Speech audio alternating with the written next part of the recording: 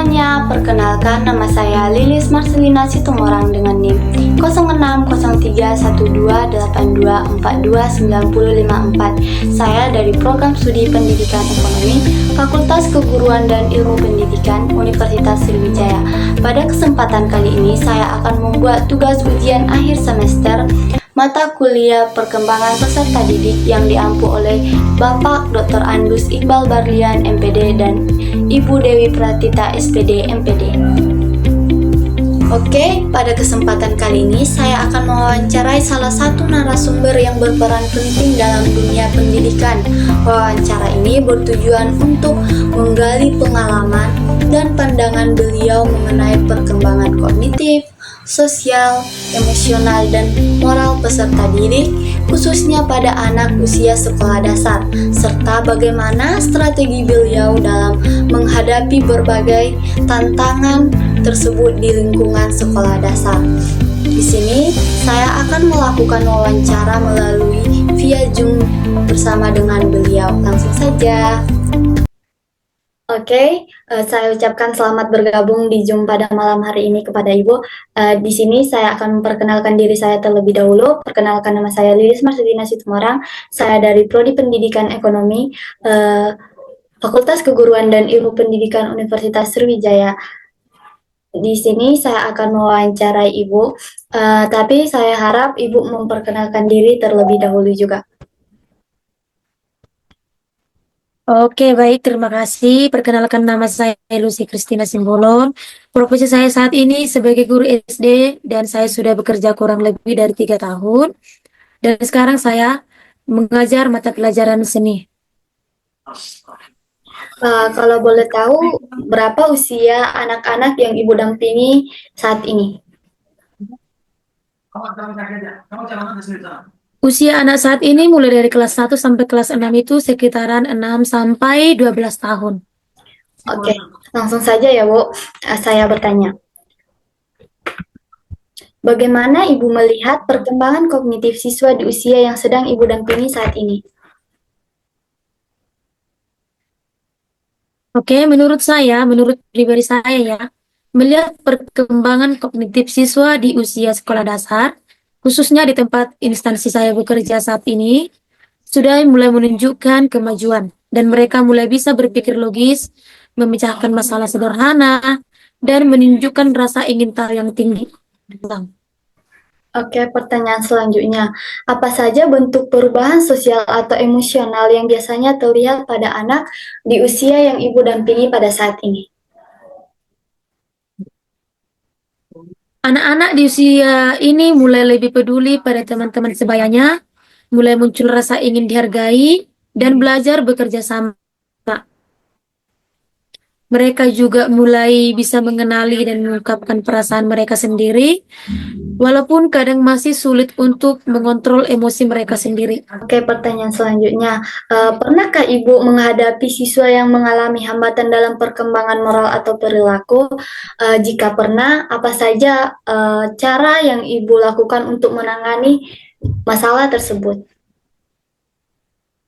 Ya, tentu pernah. Dan cara saya untuk menangani hal tersebut, ada seseorang siswa yang cenderung suka membantah dan sulit mengikuti aturan.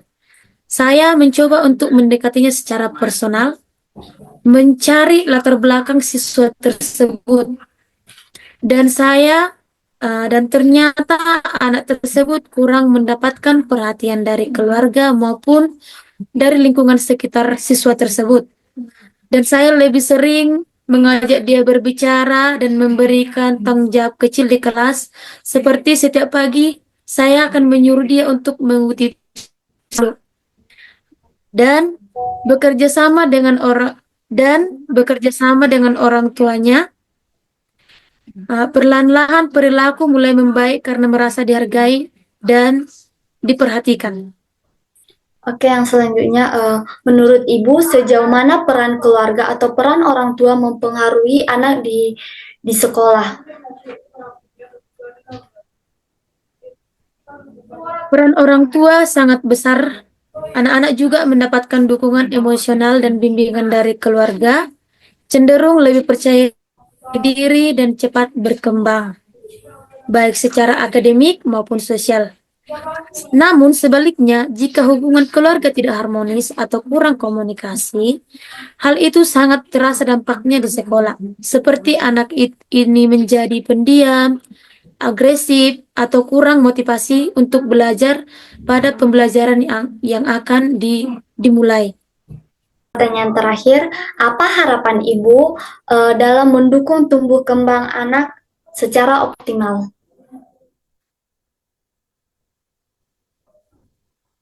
Saya berharap guru dan orang tua bisa saling bekerja sama lebih erat, komunikasi yang terbuka antara sekolah dan keluarga siswa tersebut juga sangat penting. Guru tidak bisa bekerja sendiri tanpa dukungan dari keluarga. Saya juga berharap orang tua lebih aktif untuk mengikuti perkembangan anak, baik secara akademik maupun emosional, agar anak tersebut tumbuh dengan seimbang dan bahagia. Oke, saya mengucapkan terima kasih kepada Ibu karena sudah berkenan untuk saya wawancarai untuk malam hari ini. Sebelumnya saya meminta maaf jika ada kesalahan dan tutur kata.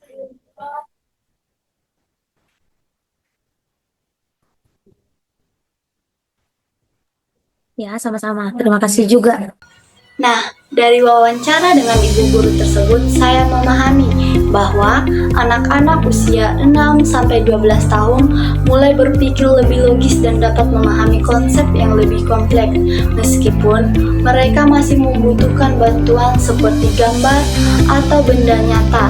Ini sesuai dengan teori Jean Piaget tentang tahap operasional konkret, di mana anak-anak mulai berpikir logis namun tetap bergantung pada pengalaman langsung. Dalam aspek sosial, anak-anak usia ini sangat diterima dalam kelompok dan mulai belajar menyelesaikan konflik dengan teman. Ibu guru tersebut menekankan bahwa pentingnya bimbingan dalam hal ini karena anak-anak masih belajar mengontrol emosi mereka. Di sisi lain, mungkin beberapa siswa terkadang kesulitan membedakan mana perilaku baik dan mana perilaku buruk. Untuk itu, ibu guru mengajarkan nilai moral melalui contoh dan diskusi agar siswa bisa memahami lebih dalam akibat dari tindakan yang mereka lakukan. Ibu guru juga mengungkapkan bahwa peran orang tua itu sangat penting. Anak-anak yang mendapat dukungan yang konsisten dari rumah lebih mudah untuk berkembang di sekolah.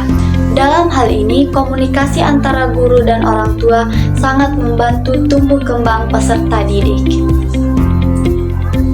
Setelah membuat video ini, saya menyadari bahwa menjadi seorang guru bukan hanya soal mengajar, tetapi juga bagaimana cara memahami, cara berpikir, dan cara belajar anak. Dengan mengenali tahap perkembangan mereka, guru bisa memilih cara yang paling tepat agar anak-anak lebih mudah menerima pelajaran dan juga merasa nyaman di ruangan kelas. Saya juga belajar bahwa kolaborasi antara guru dan orang tua sangat penting dalam mendampingi anak-anak di usia anak sekolah dasar. Semoga video ini bisa memberikan gambaran yang bermanfaat bagi calon-calon guru dan juga menjadi pengingat bahwa setiap anak punya cara belajar dan cara berkembang yang berbeda-beda yang perlu kita pahami dengan hati masing-masing.